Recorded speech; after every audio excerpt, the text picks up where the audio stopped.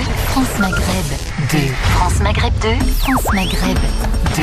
Bonjour à tous, bienvenue sur France Maghreb 2 dans cette édition spéciale de ce grand forum jusqu'à 18h30. En édition spéciale pendant 2 heures pour revenir notamment sur les terribles événements de Nice. Hier soir, un homme au volant d'un camion qui fonce dans la foule lors de la fête du 14 juillet, fête nationale. Bilan très provisoire, extrêmement lourd, 84 morts, de très nombreux blessés, parfois très graves. Le terroriste abattu par les policiers. Le président Hollande et le Premier ministre Valls sont sur place. Choc à Nice, l'enquête. Quelle réponse à apporter aux attentats, le soutien de l'étranger? Telles seront quelques-unes de nos questions auxquelles on va tenter de répondre avec nos débatteurs aujourd'hui. Monsieur Ousmane Timera qui est avec nous et que nous saluons, ainsi que monsieur Akli Melouli qui est avec nous aussi jusqu'à 18h, et Tarek Mami qui nous rejoindra d'ici quelques instants. Nous aurons, messieurs dames, la réaction de quelques personnalités, notamment tout à l'heure le président de l'Observatoire de lutte contre l'islamophobie au CFCM, mais aussi un soutien de taille et de masse, celui de Ziad Medouk et de l'ensemble des politiques palestiniens que je vous ferai écouter. La Palestine qui connaît évidemment le terrorisme puisqu'elle en est victime, notamment du terrorisme de l'occupant israélien. Nous y reviendrons bien sûr. De tout cela avec vous, il en est question. Retour évidemment sur ces événements d'hier à Nice avec 3 extraits de témoignages. France Maghreb 2, au cœur des faits marquants de l'actualité, édition spéciale.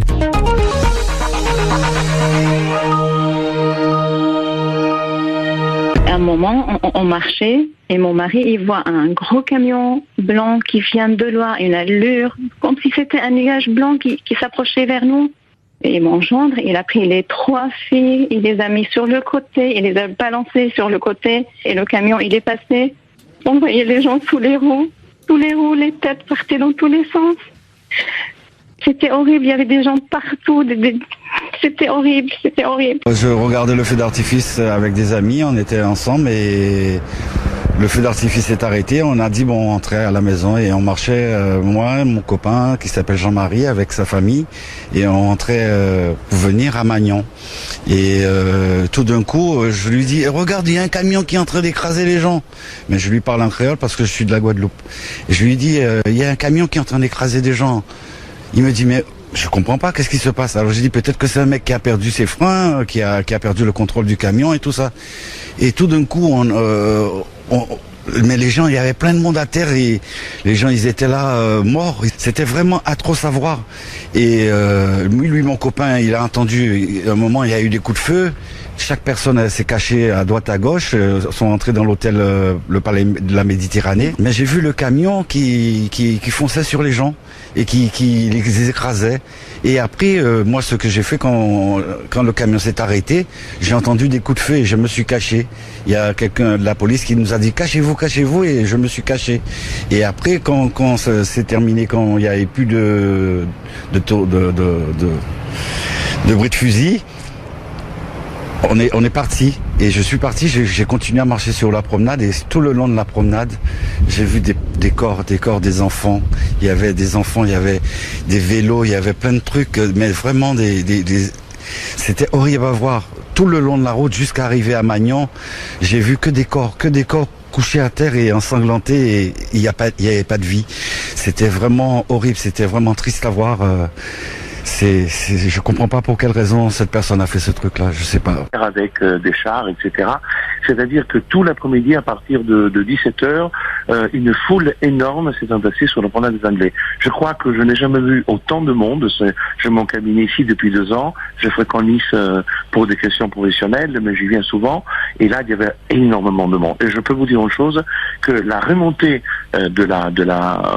j'étais au niveau du cours Saléa pour le compte de feu, sont arrêtés, et moi je remontais. On avait du mal à marcher tellement il y avait de monde, tellement les gens étaient heureux du feu d'artifice, et on sentait vraiment, je me suis même arrêté à un moment donné, il y avait de la musique, et c'est là, en remontant encore, que on a vu de loin cette situation de panique, des gens qui hurlaient, des femmes qui hurlaient, mais la foule était tellement compacte que on ne pouvait pas comprendre. On a par contre entendu les coups de feu, ça oui, parce que les coups de feu ont retenti, et ce sont les coups de feu qui ont été tirés sur le camion. Et je vois, là je suis actuellement sur le balcon de mon cabinet, et je vois effectivement le côté gauche, le côté conducteur du camion, criblé de balles, on voit les trous et la police scientifique est en train de faire l'identification judiciaire, en train de faire le travail de relèvement. Voilà.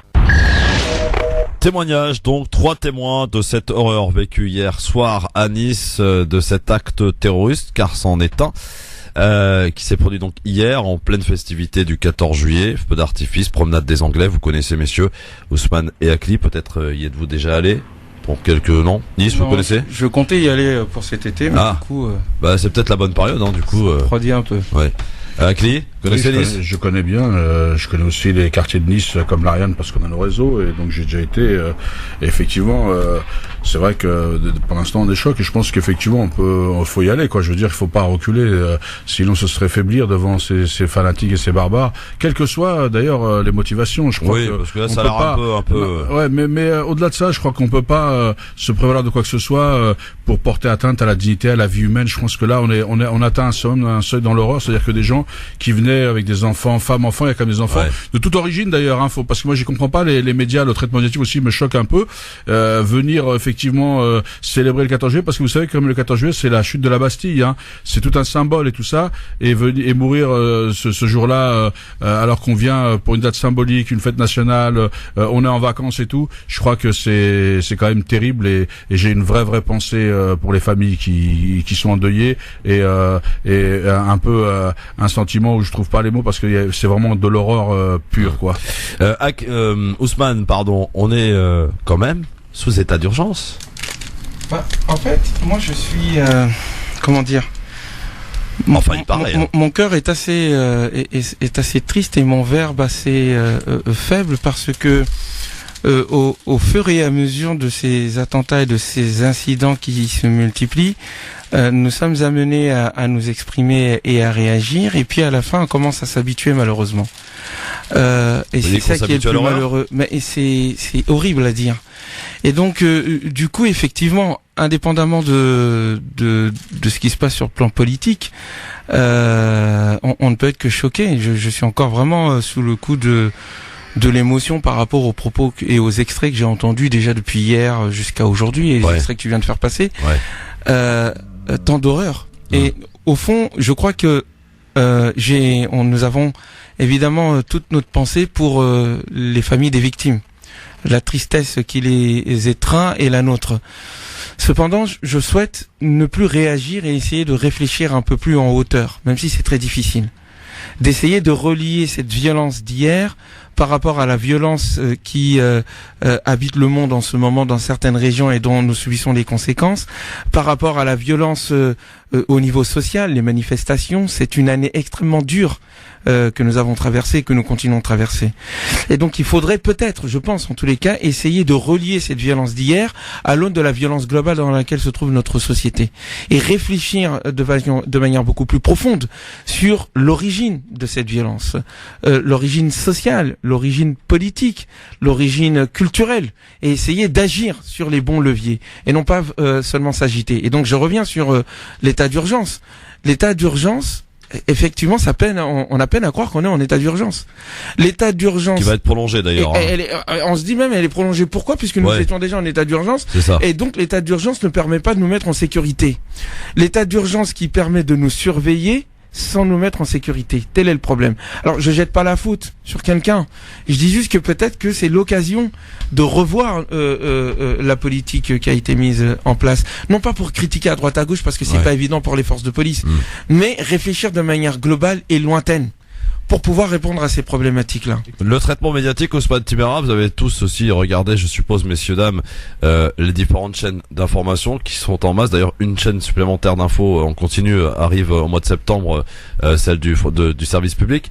Qu'en pensez-vous? On a entendu parler d'attentats islamiques, islamistes, tous les mots ils sont passés évidemment. Tout ça pour dire peut-être qu'en définitive il s'agirait peut-être d'un acte isolé, d'un homme qui serait en dépression, qui n'aurait pas supporté son divorce, qui était connu d'ailleurs de la police comme étant un délinquant, mais certainement pas en tout cas visiblement radicalisé puisqu'il n'était pas fiché S. Ousmane, sur le traitement médiatique, est-ce qu'on s'emballe pas un peu trop parfois? C'est un peu le problème de manière générale de notre société sous emprise des différents moyens de communication où l'instantanéité fait qu'on n'a pas le recul pour réfléchir et que même sur le plan politique cela influe les prises de décision. Donc oui, effectivement, on se précipite, les journalistes ne font plus de l'enquête, ils font de la com. Un journaliste, justement, doit être doté d'une capacité d'analyse d'un événement journalier afin de permettre au reste des citoyens d'être avertis et d'avoir les moyens de comprendre ce qui se passe autour de nous. Ce rôle-là n'est plus joué par la plupart des journalistes. Nous sommes dans le buzz complet et dans l'événementiel. Ça, c'est un premier point. Deuxième point, cela a un impact, je l'ai dit, sur les décisions. En réalité, l'état d'urgence est inefficace parce qu'elle joue un rôle symbolique. Elle joue pas un rôle efficace de lutte contre le terrorisme et de sécurité des populations. C'est pas vrai. Le gouvernement veut rassurer. La présence des militaires sur le territoire, dans les coins de rue, tout le monde le sait, les experts le disent, ça ne sert à rien. On a besoin de personnes de terrain, d'espions, de renseignements généraux efficaces et donc d'investir dans l'humain, alors qu'on a démantelé l'humain au profit du tout numérique et de toute informatique, c'est-à-dire de surveillance généralisée, et on a délaissé ce qui permet une lutte efficace. Ça, c'est un troisième point. Et enfin, un deuxième point. Le troisième point, il s'agit à un moment donné de se donner les moyens de politiques publiques ambitieuses, d'investir dans le social et dans l'humain.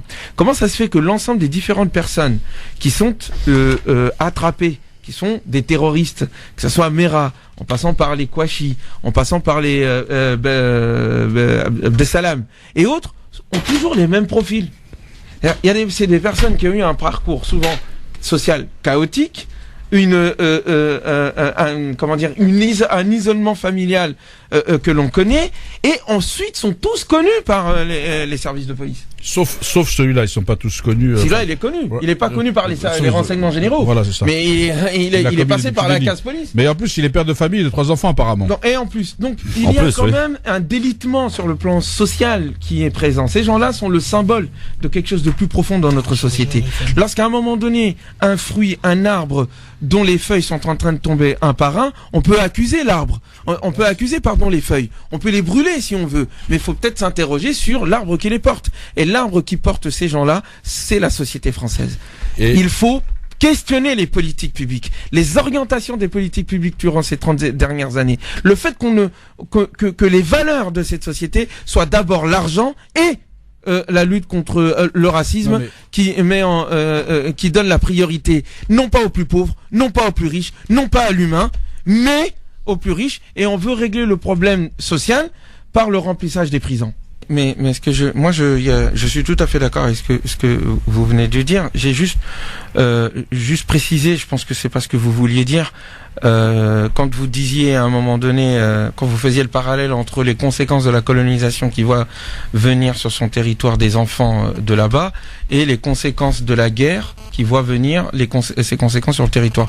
Le fait que des gens risqueraient aussi d'amalgamer, au fait, colonisation, présence d'origine immigrée, de le préciser. Et non, je dis juste, ce qui se passe comme terrorisme. Je dis juste que les effets, faut pas amalgamer, mais les gens qui viennent chez nous en majorité, ce sont pas les terroristes. Les gens qui meurent dans la Méditerranée sont des gens qui veulent justement échapper au terrorisme. C'est ce que je disais quand on a déstabilisé des régions, que ce soit hier. Mais d'autant que cet homme-là, non, pas un acte terroriste. C'est pas un acte terroriste, c'est ce que je dis. Non, mais je parlais, moi. C'est dû à la violence intrinsèque qui existe dans notre société. Je parlais, vous savez, hier, quand on a colonisé, on a appauvri des pays, donc les gens viennent refaire leur vie, essayer de survivre ici.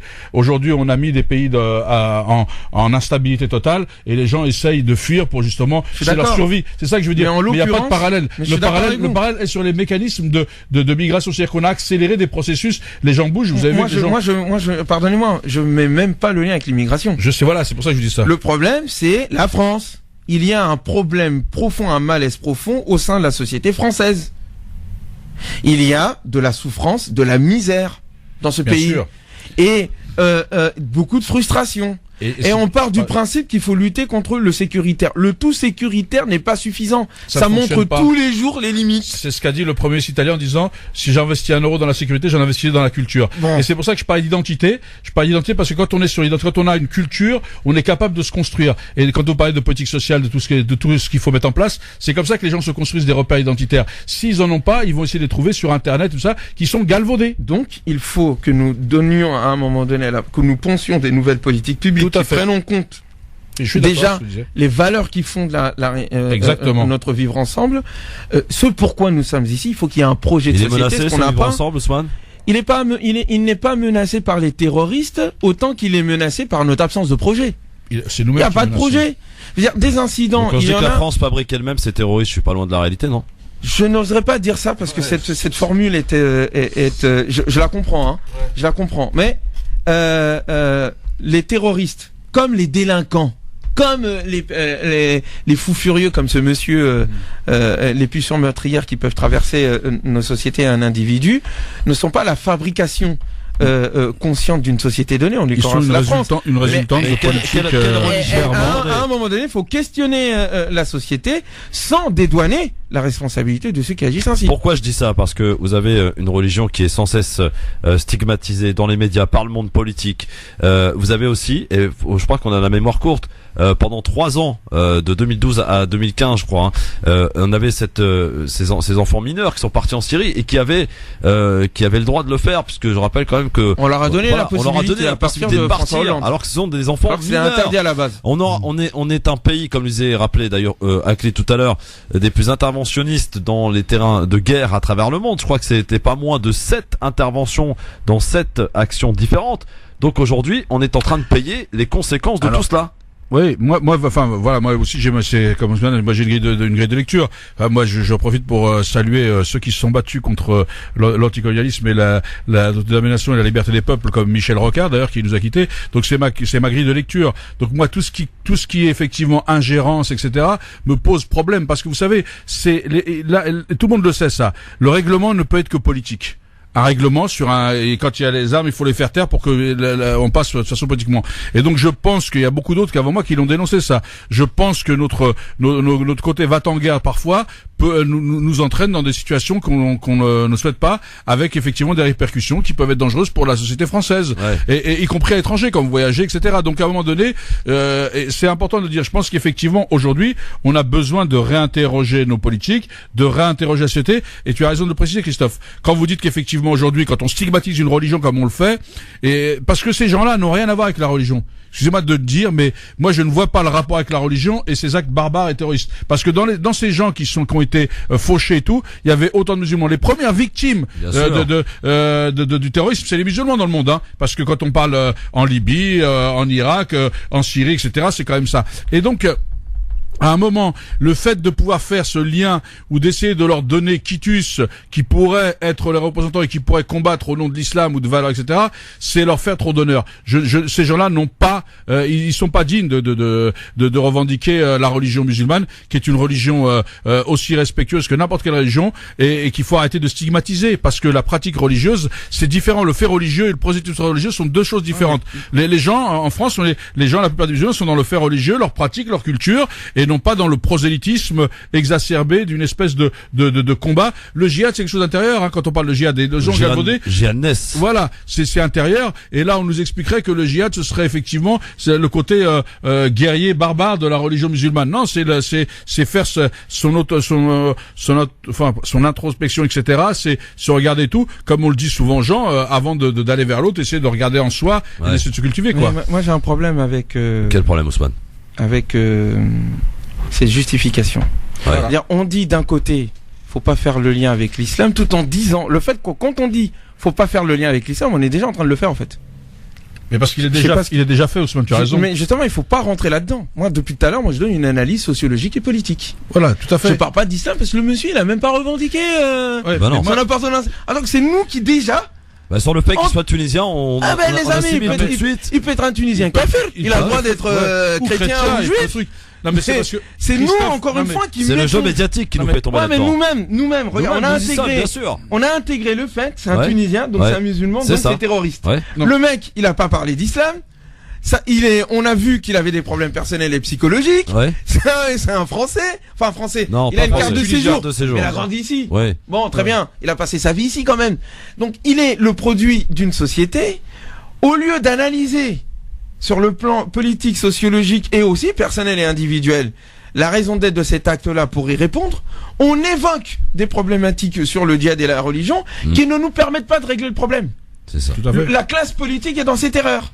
Au lieu d'aborder le problème sur les moyens que l'État a, politiquement, sociologiquement, culturellement, pour lutter efficacement économiquement, on se met à faire des supputations sur la religion. Et nous, on rentre dedans. Akli et Ousmane, justement, vous faites bien dire parce que on a vu apparaître depuis hier soir un certain nombre de communiqués de condamnation, notamment du CFCM, de l'OIF, de toutes les personnalités, j'allais dire religieuses de ce pays, musulmanes, bien sûr. Pourquoi?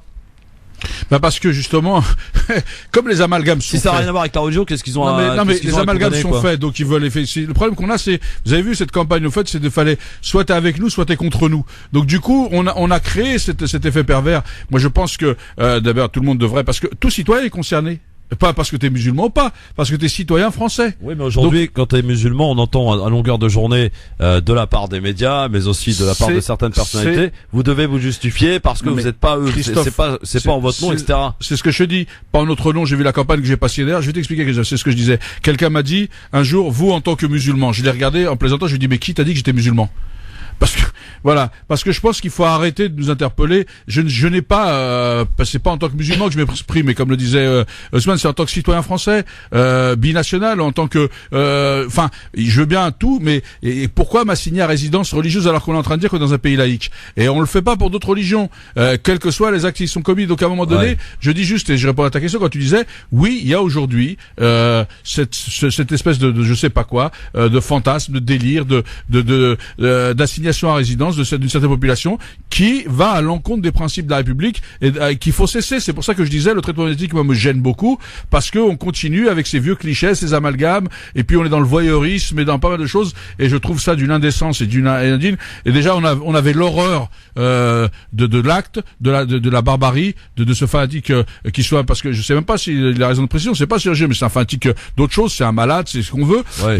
Et donc et en plus on a l'espèce de voyeurisme médiatique, etc. et de commentaires dont je ne comprends pas tout à fait le sens, qui vient en rajouter, c'est vraiment une tchouk-tchouka, quoi. Mais moi et en plus pas de revendication d'aucune organisation terroriste. Non seulement il n'y a pas de même si on revendique, c'est pas pour ça qu'ils sont vrais. Ah oui, bien sûr. Non seulement il n'y a pas de revendication, mais encore moi je questionne ce que nous sommes. Oui. Quand il y a tempête, ça ne sert à rien d'insulter la tempête.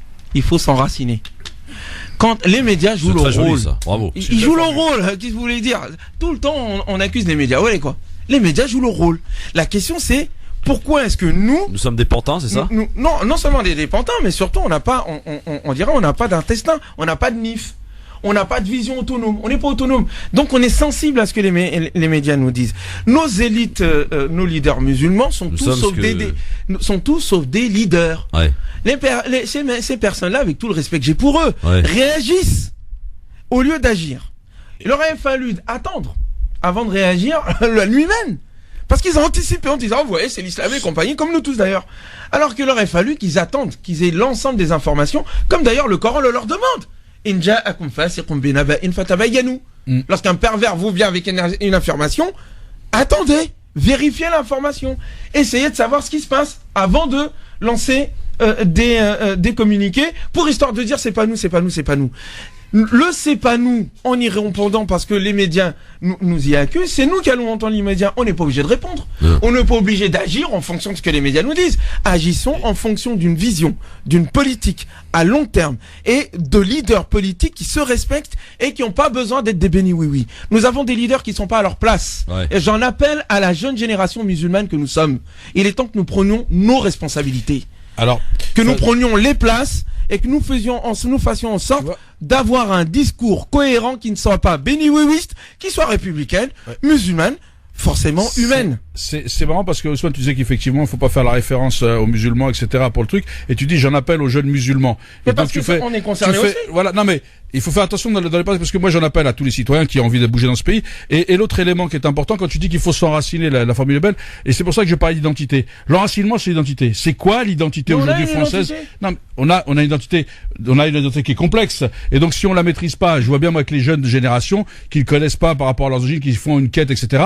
et qui sont prêts à entendre tout et n'importe quoi. Donc je crois que l'identité, on a une identité parce que tout le monde a une identité, mais elle est complexe. Ouais, mais elle est à géométrie. est fragilisée. Voilà, mais c'est parce que à un moment sinon, il donné, n'y a pas la d'enracinement. personne- L'enracinement, c'est l'identité d'une société. Non, mais les moyens de l'enracinement, c'est quoi? C'est l'identité. C'est qu'il y ait de l'égalité sociale, que les gens aient un boulot, Non, ça, c'est que pas les des gens aient moyens, un ça, c'est pas appartement, l'enracinement, que ça. les gens... Oui, Non, l'enracinement, c'est l'identité, c'est qui je suis. Oui, mais le C'est qui je je m'enracine. suis. Et après, La c'est les moyens, Ouais, mais c'est de plus foncer facile de le dire système. qui je suis quand j'ai un boulot et que j'ai La une situation qui va réponse bien pour que qui ça je va suis, mal. c'est- Non, c'est pas que l'éco-boulot, Christophe. Non, mais C'est c'est bien sûr que c'est lié attendez, avec les- attendez, juste si vous me permettez. Ouais. L'identité, et Ouais. après tu construis. Après tu peux, c'est pas parce que tu as un boulot que t'en veux à tout le monde ou que t'as pas, c'est après tu peux comprendre les choses. Déjà, de comprendre qui on est aujourd'hui, on est sur des gens qui sont en perte de repères. Alors s'ils avaient du pourquoi boulot, ça règle pas. Ce gars-là avait apparemment un boulot, ça l'a pas empêché d'agir. L'autre avait un boulot, ça n'empêche Il pas avait la des dérive. problèmes- il avait pas des problèmes sociaux? Mais Moi, quand qui- je alors, parle de il y a tous les boulot, problèmes, mais on peut je toujours parle de dire la pas de sta- problème. non, Vous non. êtes honnête, pas dire tout et sur contraire. Je Moi, parle je de finis la- sur ce que non, je disais. je parle de la Ça n'a rien à stabilité. voir avec l'avoir travaillé. L'identité, c'est l'identité. Mais c'est pas, on a, C'est la en- culture, c'est en le France, socle. Écoutez, en France, c'est pas un problème d'identité qu'on a. C'est un problème d'égalité sociale. Faut qu'on arrête. L'État n'a pas pour rôle de dire ce qu'est mon identité. Non, Par contre, l'État- si je suis en l'État, mais difficulté- mais les gens ont dû travailler pour apaiser, pour mais pas que c'est les pas que gens le travail, s'inventent des la- identités. la Moi, je connais stabilité plein de de gens. la Alors, je sais famille. pas si vous connaissez les mêmes quartiers, mais moi, je connais plein de gens qui ont du mal. Et moi, par exemple, chez les Franco-Algériens, je connais plein de jeunes qui ont du mal à savoir parce que déjà, dans le pays d'origine, on a l'impression que l'histoire d'Algérie commence en 1830 alors qu'elle a commencé avec les Berbères. Donc, il y a un problème d'identité qu'il faut effectivement régler pour éviter que les gens soient fragilisés. Pardonnez-moi, Tout ce qui peut fragiliser, et vous avez raison, la rupture d'égalité peut fragiliser. Moi, je dis, la somme des éléments qui peuvent fragiliser une personne sont à bannir. Mais aujourd'hui, je vous parle d'enracinement. Et aujourd'hui, bien sûr qu'il faut du travail pour tout le monde. Mais c'est pas- parce qu'on pas n'a pas de que. travail. Heureusement que tous les gens qui n'ont pas de travail ne se transforment pas en terroristes ou... mais c'est pas Mais que- évidemment, mais ce il serait s'agit pas, inquiétant. il s'agit pas de ça. Il s'agit l'être Non, humain. mais j'essaie d'être cohérent sur le... L'être humain, après je parlerai de la revendication en tant que musulman. Pour moi, la citoyenneté à la République n'interdit pas que l'on s'exprime en tant que musulman ou en tant qu'on ce qu'on veut. J'ai Ça pas dit dépend de quel cadre et pourquoi est-ce qu'on s'exprime en tant que musulman. Si c'est pour juste répondre en disant non, c'est pas nous, ça c'est une défaite morale et intellectuelle. Par contre, si c'est pour dire nous, citoyens de confession musulmane, voilà ce que nous proposons à la société, ça, bravo, il n'y a pas de souci. Mais je reviens maintenant sur les raisons. Moi, je suis chef de projet politique de la ville. Les politiques publiques sociales, je les connais par cœur, c'est mon métier. Ce que je vois, c'est que quand il y a des familles monoparentales, quand il y a des familles où le taux de divorce est exponentiel, c'est comme par hasard des familles où il n'y a pas beaucoup d'emplois, où il y a du chômage sur 3 générations, le grand-père, le père et le papa. C'est-à-dire, on grandit dans ces familles-là, qu'il y a des problématiques de santé publique, qu'il y a des problématiques de distribution au niveau social, qu'il n'y a même plus dans certains quartiers la présence de la République. Juste, si je peux me Attends, faire- je finis juste Oui. mon propos. Tout cet ensemble-là, le tissu social, comme un tissu, une terre pour une plante, lorsqu'il est déphasé, lorsqu'il est délité, qu'il n'est pas arrosé d'attention, eh bien, faut pas se plaindre si les fleurs se fanent. Là, attendez, Avec le juste- dernier mot avant la un pub. dernier mot. Juste parce que tu disais tout à l'heure qu'il faut faire attention de ne pas faire des amalgames et tout ça. Il faut faire aussi attention de ne pas faire d'amalgame entre les gens qui sont dans la précarité, qui sont en difficulté, et aussi le terrorisme, de ne pas penser que ce sont les gens qui seraient... parce C'est que- relié. Non mais tout a un lien dans la vie. Bah, Tout c'est est moi, lié c'est avec ça tout. mon but. Sauf que on peut pas le dire que faut pas amalgamer avec les musulmans et après amalgamer avec la condition sociale. Il y a- J'amalgame pas, je dis que justifie l'un pas. aboutit à l'autre. Oui, non mais Peut là, aboutir à l'autre. peut aboutir. C'est justement ça. C'est là où il y a la subtilité. On peut tous avoir des grandes théories qui peuvent aboutir. La réalité aujourd'hui, Ouais. c'est que les gens heureusement que tous n'aboutit pas, et il y a quelques personnes qui aboutissent, mais il faudrait essayer d'en comprendre, et tu as raison, les mécanismes et tout ça, pour justement les combattre, mais aujourd'hui, malheureusement, on en est un peu loin, et je pense que, tu parlais des politiques publiques, Il faut les combattre avec de l'amour et de l'attention. voilà, enfin, pas que Très bien, d'amour, alors avec sur du cette respect. belle surtout. phrase qui nous emmène à la pub, messieurs, on va revenir dans un La instant bourse. pour la suite de cet événement. Akli Menouli, Ousmane Timera, et sont là jusqu'à 18h sur France Puis il y Maghreb. a Sophia qui est avec nous. Sophia qui va Ouais. nous livrer d'ailleurs Il y la a- question du jour il y a dans un Tariq instant. Il y a Tariq qui est arrivé aussi. Tariq Mami, très bien, à tout de suite. Du beau monde, quoi. France Maghreb 2, France Maghreb 2, France Maghreb 2, France Maghreb 2. Sur 99.8 FM. Sur 99.8 FM. Au Havre et toute sa région. Merci d'être avec nous sur France Maghreb 2, le grand forum avec une équipe de choc aujourd'hui. Monsieur Akli Melouli qui est là et qui est toujours adjoint au maire de Bonneuil. Tout va bien. Monsieur Ousmane Timera, chef de projet de la ville. Politique de la ville. Et monsieur Tariq Mami que l'on ne présente plus et qui est donc accessoirement aussi président directeur général de France Maghreb 2 mais aussi journaliste. C'est les grands patrons. C'est surtout d'ailleurs en sa qualité de journaliste qui nous intéresse donc dans l'équipe de choc du grand forum qui est amené d'ailleurs à se grandir. Messieurs, vous allez faire connaissance avec de nouveaux arrivés très vite. Alors Ousmane Timera, avant d'écouter Abdallah Zekri. En fait, moi après on a différents points de vue et je pense que les points de vue permettent de mieux cerner la complexité de la réalité. Et j'espère qu'on partira avec plus d'interrogations pour approfondir nos analyses que des réponses toutes faites qui nous empêchent de voir en profondeur les choses.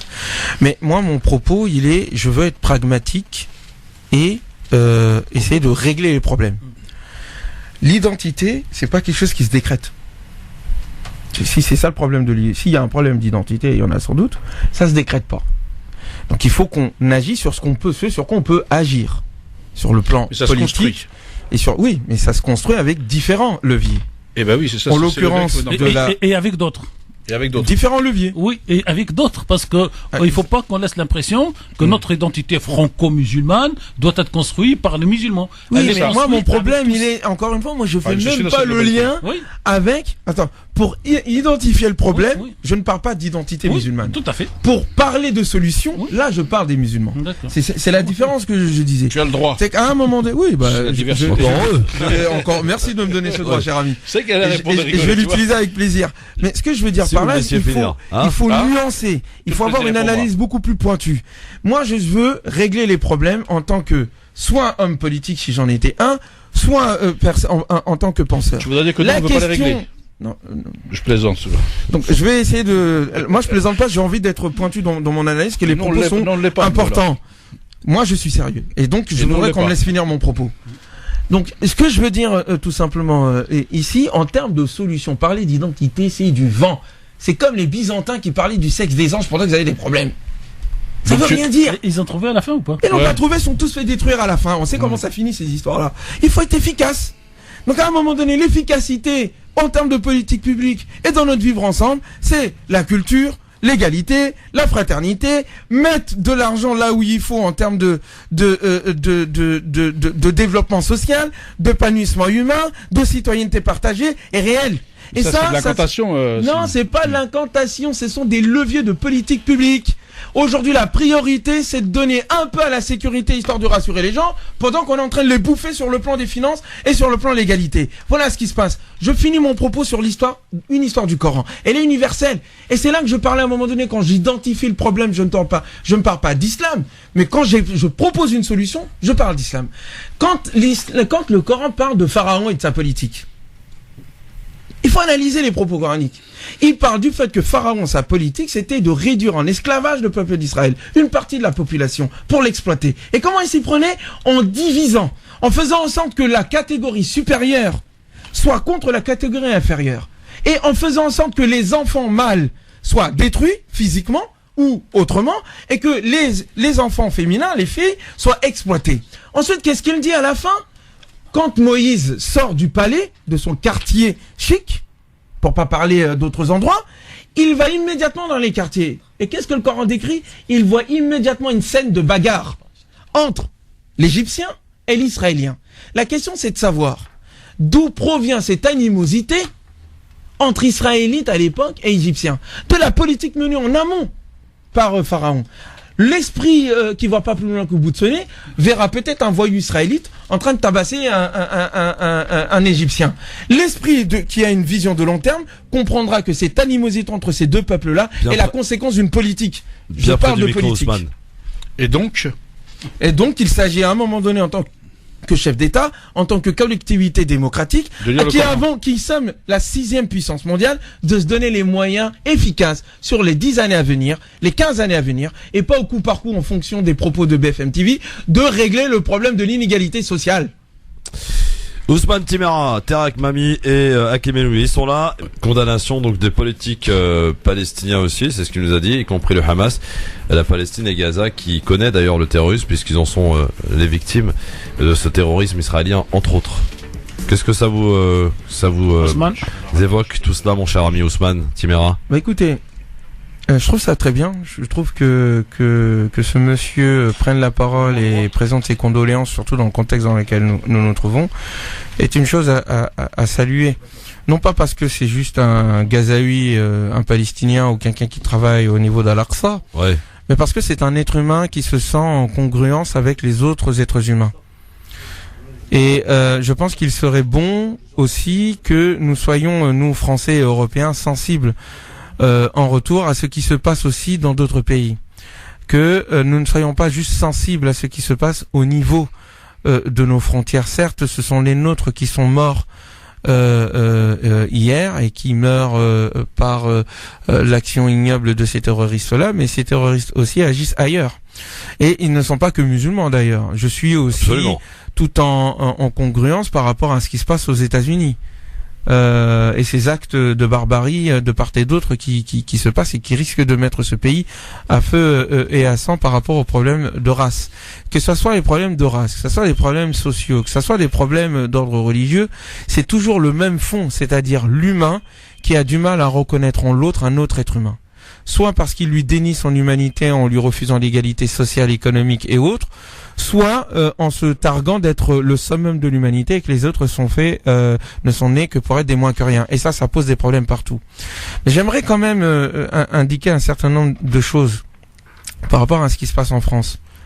Je le redis, je parlais tout à l'heure de la classe des leaders musulmans qui, pour moi, sont un des problèmes de l'islam de France. Faut dire les choses telles qu'elles sont.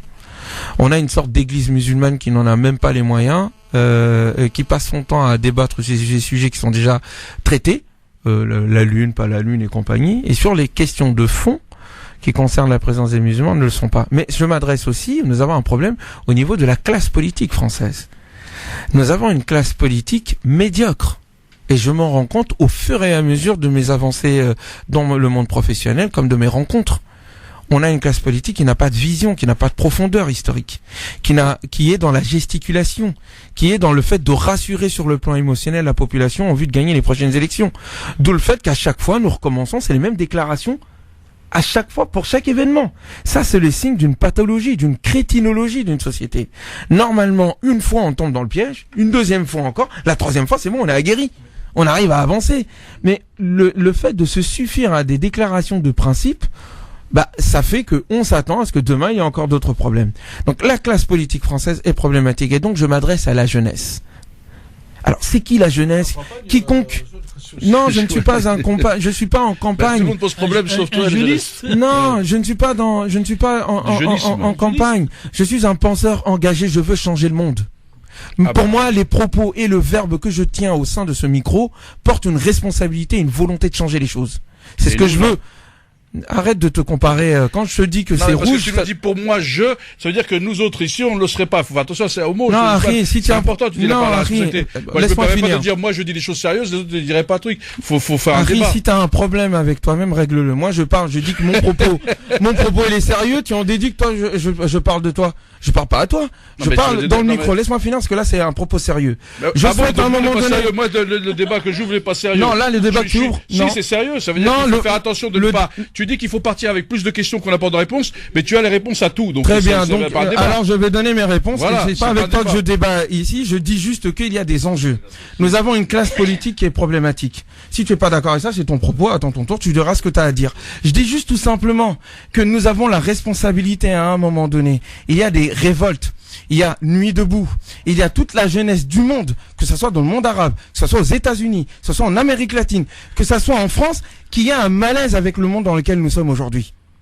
Et que le terrorisme ou la délinquance ou les articulations et les agitations de nos hommes politiques ne visent pas à régler le problème, visent à garder l'état des choses.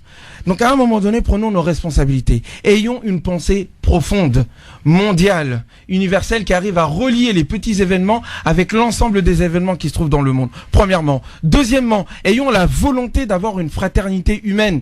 Le problème, ça n'est pas la nationalité du conducteur.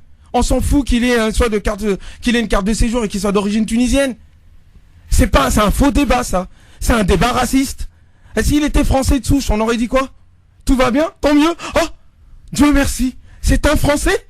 Mais ça n'a rien à voir. Donc tout ce débat, il est français, pas français, les Tunisiens, ils sont musulmans, pas musulmans, vise qu'à une seule chose, à ne pas régler les questions de fond, c'est-à-dire des questions humaines. L'humanité a mal, quelle que soit l'origine de ces personnes-là. Et cette personne, qu'elle soit française ou pas, est le signal que notre société va mal. C'est mon propos. Et nous, alors, qui est jeune? Chacun se définit jeune.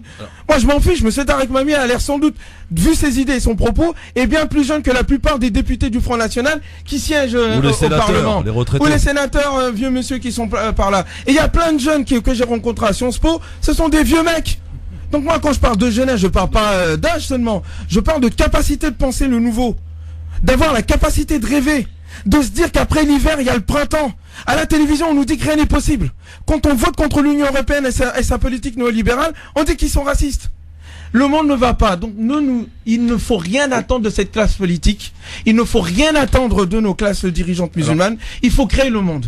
Il faut agir. Donc moi je suis pas en campagne, donc je vais pas, moi je vais venir sur le sujet. Moi je crois qu'il faut faire attention, La campagne c'est en 2019. Voilà. Non mais il faut faire attention parce que là on est en train de faire d'un sujet, d'un événement tragique, odieux, l'horreur. Alors apparemment, d'après ce que je lis, que je commence à lire quand même, apparemment le type, il a plus le profil d'un sociopathe que d'un islamiste.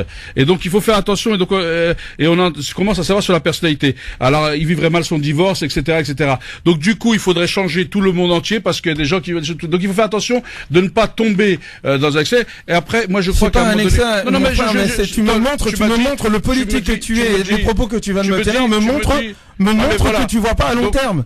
Non, je sais pas qui va à long terme. Non, mais attends, c'est toi qui va à long terme, mais qui sait tout. Mais laisse-moi parler, je te laisse parler. Attends, laisse-moi parler, je te laisse parler. Si en tant que politique, tu ne vois pas plus loin que l'événement, il y a un problème. Excuse-moi, moi, on parle d'un événement, là, aujourd'hui, on parle d'un événement de Nice, on n'est pas en train de faire un débat politique, parce que sur le débat politique, je pense que ce que tu racontes, à part ton incantation et ton discours, il n'y a rien derrière. Mais on va y venir après sur les éléments, parce que moi, je pourrais te parler d'économie, tu verras que tu vas vite déchanter. Donc on n'est pas là là-dessus.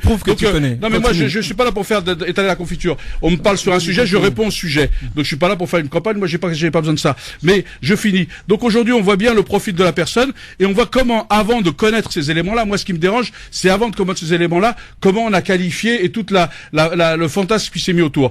Et moi je crois qu'aujourd'hui, il est important de mieux comprendre les choses. Et quand on aura effectivement des médias ou des politiques qui diront il y a un déséquilibré ou un terroriste, sans forcément qualifier derrière, sans qualificatif, parce que justement on serait dans une société qui fait sens et on aura une cohésion, et ben moi je serais assez fier de ça. Moi ce que j'attends des médias et des politiques, c'est qu'ils arrêtent de diviser ou de tenir des propos qui pourraient apporter à la stigmatisation ou porter à confusion. Donc aujourd'hui on a affaire soit à un terroriste, soit à un déséquilibré, l'enquête le dira, mais c'est pas la peine de qualifier ou de rajouter, parce que il pourrait être de n'importe quelle origine ou de n'importe quel truc, l'incident, l'horreur serait la même. Il n'y a pas plus d'horreur ou moins d'horreur en fonction de l'origine, qu'elle soit sociale, culturelle, ethnique, etc. Donc je pense que moi ce que j'attends effectivement des médias, et c'est le cas du débat, c'est qu'ils s'indignent, et c'est normal, mais qu'ils le fassent avec la réserve, sans stigmatiser une partie de la population, en restant dans ce cadre-là, c'est-à-dire c'est un déséquilibré ou un terroriste, et donc il faut le qualifier de déséquilibré ou de terroriste en fonction de ce qu'il revendique ou s'il n'y a pas revendication, mais à la rigueur, qu'il soit franco-tunisien, tunisien, originaire des quartiers nord, des quartiers sud, des quartiers ouest, c'est un citoyen français, c'est un résident citoyen pour moi c'est pareil. D'ailleurs, avec Tarek Mami, on s'était battu pour avoir les mêmes droits. Donc à la rigueur, il a les mêmes droits et il a le même droit au traitement de l'information. C'est ça qu'il faut, c'est le droit à l'information, l'égalité dans le traitement informatique, sans stigmatiser, sans discriminer et sans créer la peur ou sans assigner à résidence une population qui ne demande pas ça, qui demande à vivre tranquillement. Tarek Mami, mettez tout le monde d'accord. Non, mais moi je suis pas là pour mettre les gens d'accord. J'adore ces débats et c'est de ces débats que les auditeurs choisiront, j'allais dire, ou leur camp ou leur position, ou peut-être qu'ils prendront 30% de Akli Ali, 30% ou 40% d'Osman, 15% de telle télévision, 10% d'internet, et qui se font leur propre opinion, parce que le but de cette émission, c'est que chaque auditeur se fasse sa propre opinion et ne soit pas comme un perroquet pour répéter ce qu'il a entendu à droite et à gauche. Une bonne nouvelle encore, parce que moi j'adore ces genres d'alerte que je reçois, c'est que la société est des fois en avance par rapport à ces journalistes et par rapport à ces politiques. Et vous avez un hashtag, cher Christophe, qui a été créé hier soir, qui est dans la nuit, par des internautes, qui s'appelle hashtag CSA Coupez tout.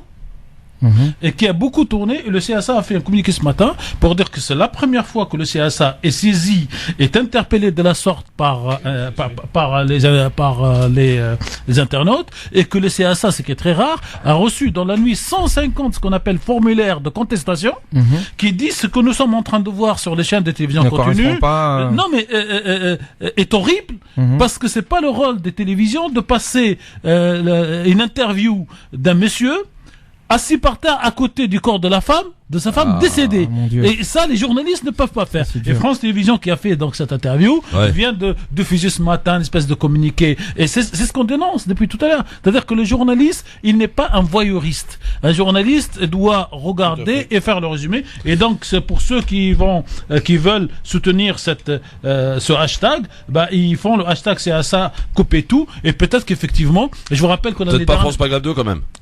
Ah ben partout. Non mais moi je suis pas égoïste quand je parle de ce métier. Si nous faisons des bêtises, on a des débatteurs de qualité quand même. Oui, et nous avons fait. Moi-même j'ai fait des bêtises à l'antenne au vu d'une dépêche AFP d'ailleurs qui a été rétractée. Donc il faut être réaliste. En tout cas, CSA Coupez tout. Et l'année dernière, le CSA nous a réunis après les attentats de Charlie pour nous passer en clair un savon.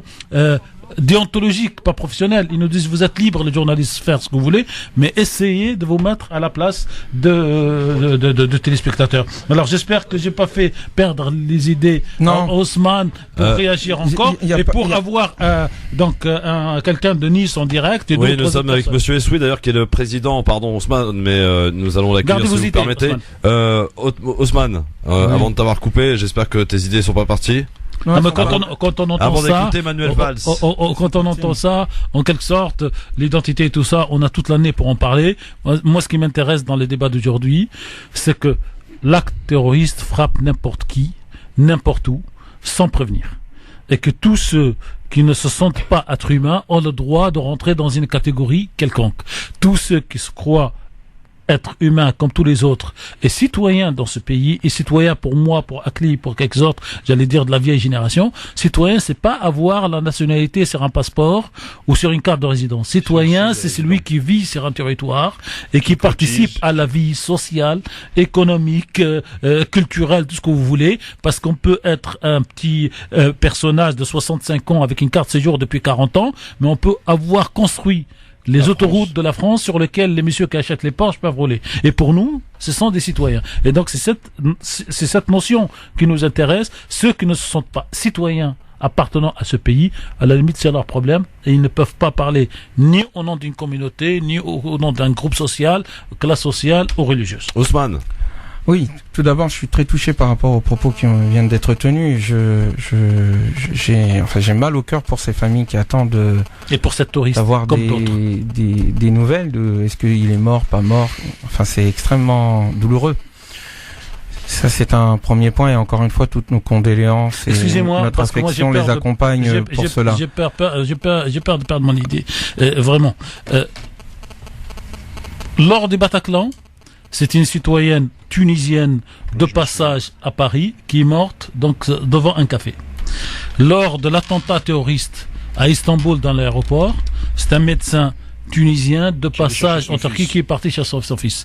Dans cet attentat de Nice, c'est une dame algérienne qui vient découvrir ce que c'est que Nice et regarder le feu d'artifice. Et c'est lui qui ne tire pas la leçon de ces trois hasards, si hasard il y a dans la vie de l'humanité, c'est que vraiment il n'a aucun cœur s'il continue à dire c'est parce que la France a fait ci, et j'ai entendu tout à l'heure un débat entre vous deux aussi, c'est les conséquences de l'acte, question posée par Christophe Roux, c'est les conséquences de l'acte de la France en Syrie ou pas.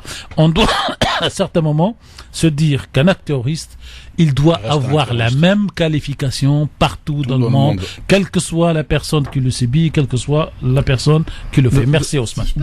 D'autant. Excuse-moi Ousmane. On va pas le laisser parler. On va laisser passer. La pauvre dame qui a perdu la vie.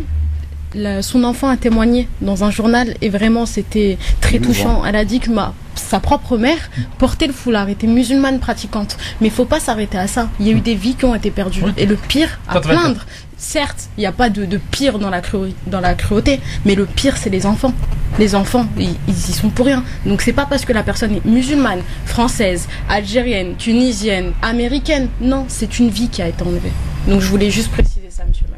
Monsieur Ousmane, je me porte garant de vous laisser parler jusqu'au bout. Et moi, je me tais. Pareil. Non, je vous remercie. C'est intéressant qu'il y ait une diversité de propos et une interaction. C'est comme ça que la vie se tisse.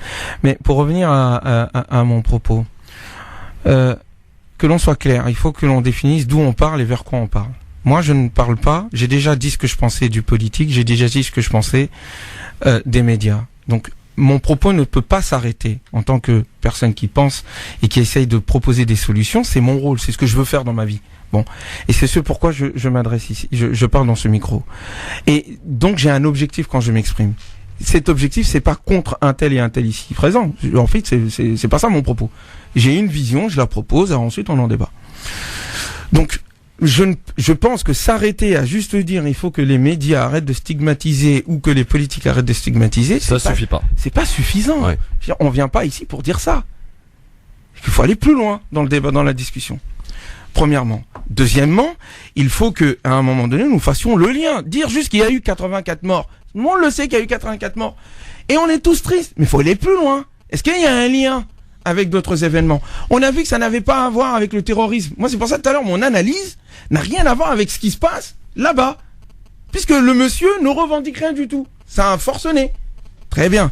Mais par contre, je dis ça, c'est un symptôme. Comme un bouton sur le corps, à un moment donné, tu dis peut-être ça vient de quelque chose de plus profond. Je questionne donc cet acte-là à l'aune d'autres actes et événements qui ont eu lieu tout au long de cette année sur le corps social.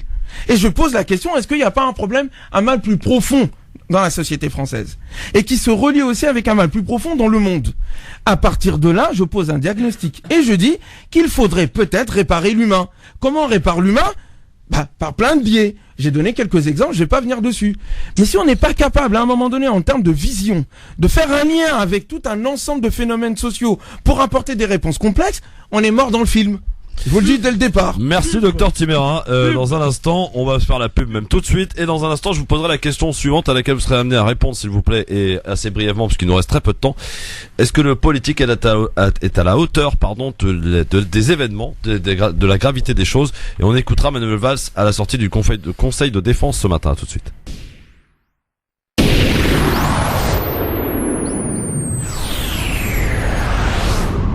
France Maghreb 2, France Maghreb 2.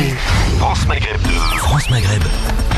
Sur 91.3 FM. 91.3 FM. À Reims et tout. Il nous reste 3 minutes dans cette émission du Grand Forum.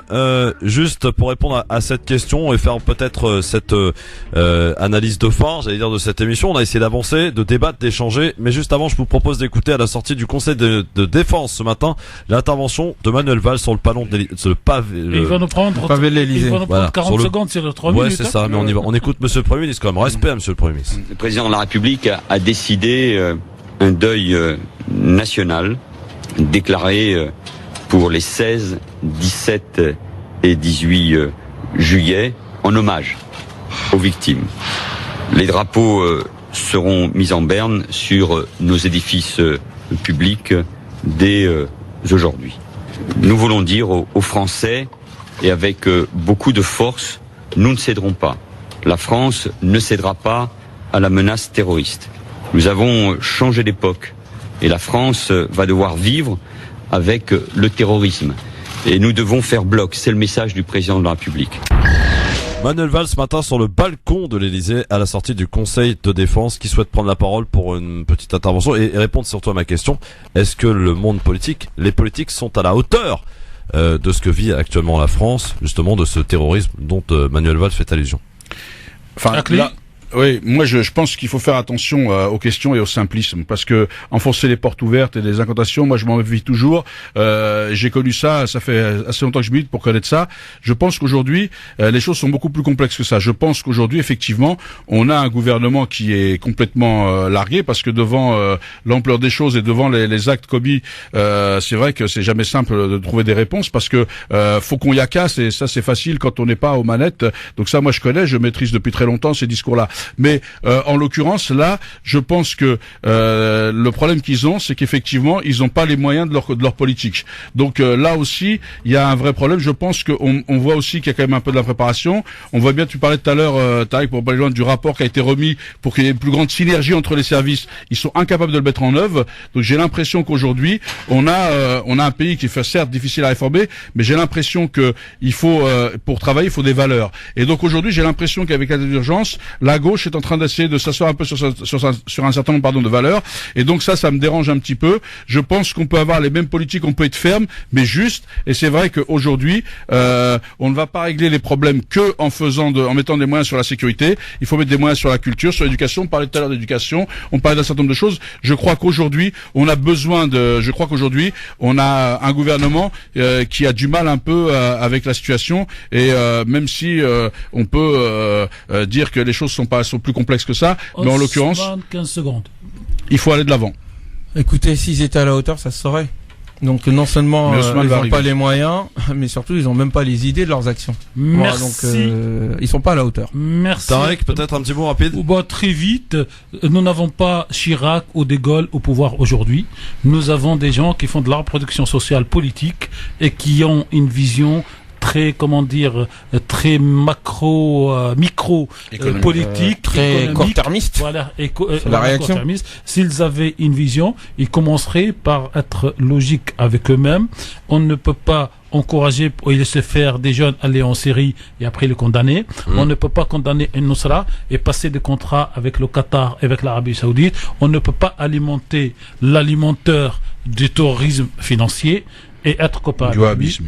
Le wahhabisme principalement. À la question que j'ai posée tout à l'heure, Tarek, est-ce que la France a fabriqué ses propres terroristes? Non, la France ne fabrique pas ses propres terroristes comme aucun pays, mais elle fait comme Israël et comme d'autres pays. Elle crée des conditions qui, à long terme, se retournent contre elle. Je vous rappelle que le Qaïda a été fabriqué par les Américains pour qu'elle se batte contre les Russes, que le Hamas a été fabriqué par les Israéliens pour combattre l'OLP.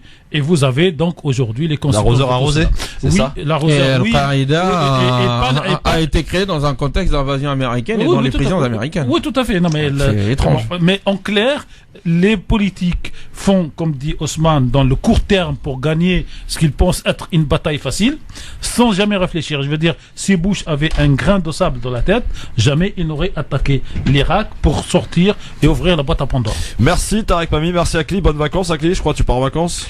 Oui, mais j'ai reculé un peu, mais moi aussi je pars, mais je serais de venir peut-être une dernière fois, on sait jamais. Très bien. Merci Ousmane, il est pas en vacances, il travaille. Merci beaucoup. Et bon courage à tous. Bon courage à tous et toutes mes condoléances aux familles. Dans un instant, on va explorer. Moi j'attendrai le départ de Christophe Roux pour partir en vacances après. Oui, 29 juillet alors. Et encore une pensée aux familles meurtries et notre indignation face à l'horreur. Ça a été mis sur le Facebook de la radio hier, une demi-heure après donc la première dépêche. C'est condoléances et prudence quant à la source et les. Oui, attention de ne pas relayer n'importe quoi. Voilà. Messieurs, merci beaucoup. Dans un instant, on explore le volet médiatique, puisque aussi les radios se sont mobilisées suite à ce qui s'est passé hier. On écoutera ainsi le président de Agora FM et ainsi que le président de Mistral FM, qui est aussi président du syndicat national des radios libres, à suivre juste après les infos. Et le rappel des titres de ce soir avec Marine Garel. Bonsoir. Bonsoir à tous. Le procureur de la République, François Molins, s'est exprimé il y a moins d'une heure et il a confirmé la mort de 84 personnes, dont 10 enfants et adolescents. 52 personnes sont en urgence absolue, dont 25 qui sont toujours en réanimation. Après l'attaque sur la promenade des Anglais hier soir à Nice, plusieurs milliers de personnes étaient présentes sur la promenade des Anglais pour assister au feu d'artifice quand un camion a foncé sur la foule. On en sait un peu plus sur le chauffeur de ce camion. Il s'agit d'un chauffeur-livreur de 31 ans d'origine tunisienne. Il s'appelle Mohamed Lawesh Boulel. Il était marié et père de 3 enfants vivant à Nice. Son ex-femme est en garde à vue depuis 11h ce matin. Le procureur a également confirmé que l'homme était connu des services de police, mais pas pour des actes de terrorisme, mais pour des violences. Dans le camion, des armes ont été retrouvées, certaines factices, un téléphone portable et des documents ont également été retrouvés et sont en cours d'exploitation. Le chef de l'État, François Hollande, s'est lui aussi exprimé dans l'après-midi en direct de Nice. Après l'attentat d'hier soir, la France n'en a pas terminé avec le terrorisme. Ce sont les mots du président de la République. Il a apporté son soutien aux services de secours et aux blessés. De nombreuses nationalités sont concernées puisque la promenade des Anglais est un lieu mondialement connu. 3 Allemands, un Tunisien, une Suissesse, une Russe, une Arménienne ou encore un Ukrainien font partie des victimes. Et puis les hommages se multiplient partout en France et à l'étranger. De nombreux rassemblements auront lieu en France ce soir en hommage aux victimes. Des minutes de silence sont également prévues dans de nombreuses villes de France. L'état d'urgence est prolongé de 3 mois. La réserve militaire opérationnelle a été rappelée en renfort. Un deuil national a été décrété pour 3 jours à partir de demain. Et ce soir, la Tour Eiffel sera en bleu, blanc, rouge en hommage aux victimes. France Maghreb 2, service, info, musique, divertissement. France Maghreb 2. France Maghreb 2. Merci Marine Garel pour l'essentiel et le rappel des titres de l'actualité de ce vendredi 15 juillet. Suite et fin de cette édition spéciale de ce grand forum spécial avec une partie réservée consacrée aux médias et aux patrons de médias dans le secteur justement de Nice avec tout d'abord le président de Agora FM mais aussi le président de Mistral FM. Des questions qui tournent évidemment sur ce qui s'est passé bien entendu hier soir et sur la couverture faite par les différents médias radio locales du secteur.